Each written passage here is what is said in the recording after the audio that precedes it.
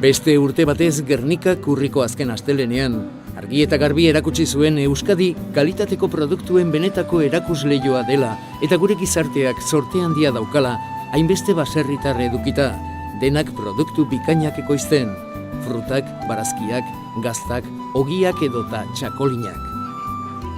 Goizean goiz egun sentiarekin batera hasi ziren 300 postuak apaintzen. Ekoizleen eta kontsumitzaileen arteko gertutasuna zigilatu behar zuen egunari aurre egin nahirik. Eguneko salmenten kontua garrantzitsua bada ere, bigarren mailan gelditzen da, kontuan hartzen bada luzaro iraungo duten kontaktuak eta harremanak egitea zeinen funtsezkoa den. Eguraldiak lagun espero dugu salmentak onak izatea, eta jendea azokara erruz etortzea. Gure esku dagoen guztia egingo dugu, etxera ahalik eta salgai gutxienekin bueltatzeko. Egin dugun ahalegina saritzea bezalakoa da.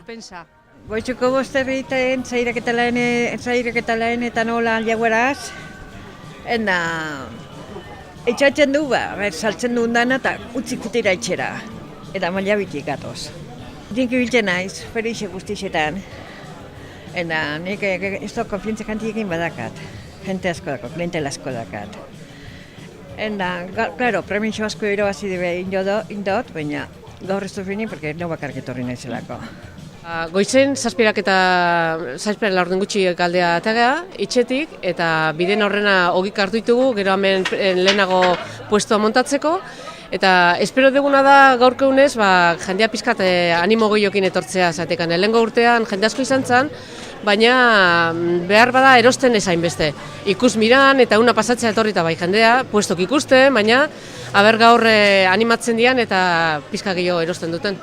Azkenian jendeak ikusten gaitu, probatzen du gure gaztaia, eta behar bada guk hori bilatzen dugu, ezta? Jendea gure itxeta etortzea, eta zuzeneko salmenta hori bilatzen dugu. Eta ezagutzea emateko laguntzen digu olako azokak. Pixkanaka Gernikako kaleak jendez betetzen hasi ziren, guztira 100.000 lagun batu arte. Jendeaz gain eguzkiak ere izan zuen protagonismoa. Eusko Labeldun hamburgerrek protagonismoa izan zuten bezala. Carlos Ibarrondok prestatu zituen zestapunta eskolaren txosna. Eguerdirako salmentak handiagotu zijoazen postu guztietan. Leheneko ordutik gabiz hemen ja, eta jente parra da bil ja.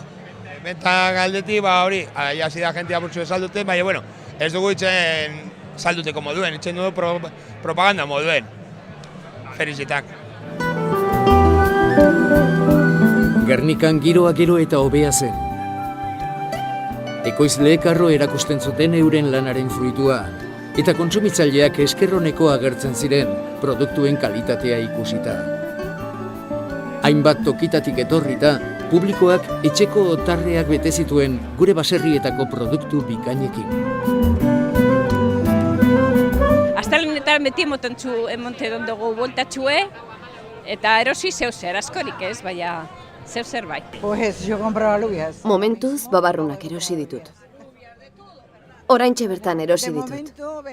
Erandiotik atoz txangoan, eta orain hau erostea erabaki dugu.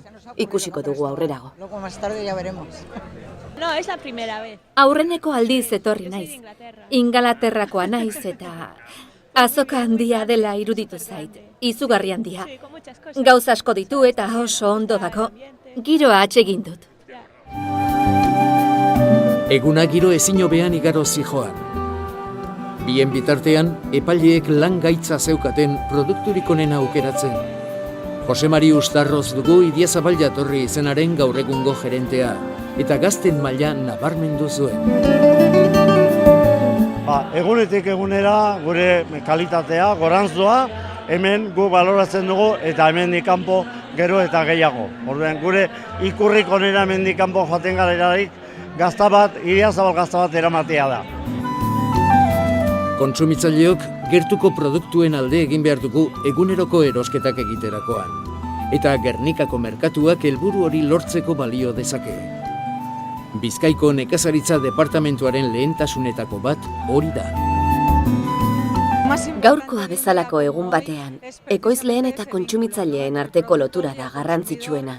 Kontsumitzaile guztiok daukagu postuetara gerturatzeko aukera eta produktuen kalitatea ikusi. Bizkaiko eta Euskadiko produktuen erakusleioa ikustea merezi du eta. Garrantzitsuena kontsumitzea da, gero Gernika bisitatzea noski eta produktu ez gozatzea, baina batez ere kalitateko produktu hauek kontsumitzea da onena. Gure sektoreak kalitatearen alde egin duen erronka laguntzea merezi duelako. Baina gaur bakarrik ez, urteko egun guztietan baizik. Hortaz, kontsumitzaile guztioi animatu nahi zaituztet beste horren beste egitera.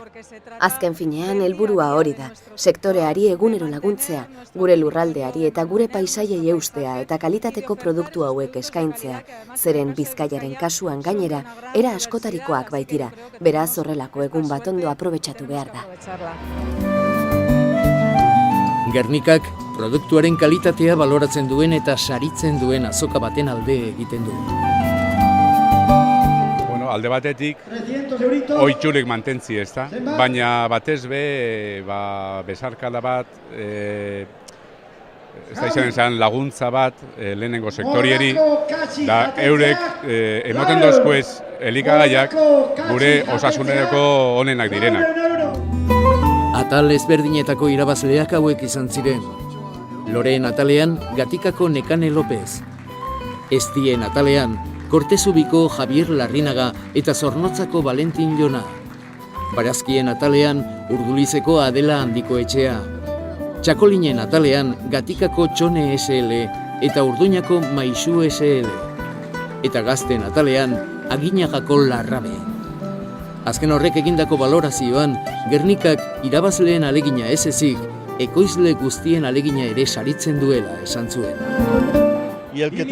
Lehen saria irabaztea, txukun egindako lanaren aintzatespena da. Alde batetik produktua ona da, baina zorteak ere laguntzen du. Nola nahi ere, ni zoriontsua naiz gaur hemen egoteaz. Baserritar guztiek, artzainek, abeltzainek, denek egindako lanaren aitorpena da. Gazten ataleko saria, Idiazabalgo Pedro Katarain abeltzainak banatu zuen. Bera lehen asteleneko azokan da ezaguna gehien bat, baina bere anaia Luisi egindako omenaldian hartu zuen parte. Luis artzaina zen eta duela gutxi hil zen. Neri lehendabiziko egin dina da, izugarrizko impresioa, ilusioa, guk pentsatze ezken duna, baina jendea badao pentsatzen duna eta sensibilitatea duna gauza horik jasotzeko, eta hortik etorriko zen gaurko omenaldi hori, eta nik uste meritu guztiak danak bere diela. Gernikako azken astelenak arrakasta handia erdietsi zuen publiko eta produktu aldetik. Gainera produktuen barietatea eta kalitatea itzela izan ziren. Orain, egunez eguneko bizitzan produktu hoien alde egitea falta zaigu, gure herriko baserriek bizirik iraun dezaten.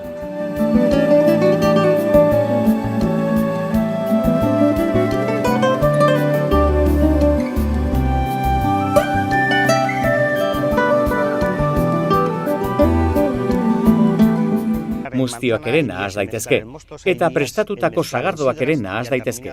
Abendu edo urtarrilaldean hasiko gara sagardoa probatzen.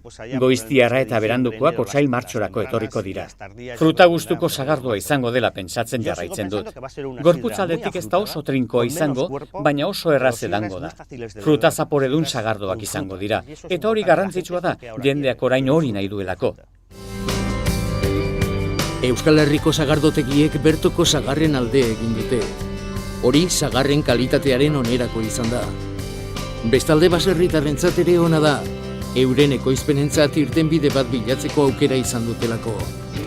Dena den bertoko sagarrak bultzatzeko azken hitza daukatenak gu geu gara, kontsumitzaileok.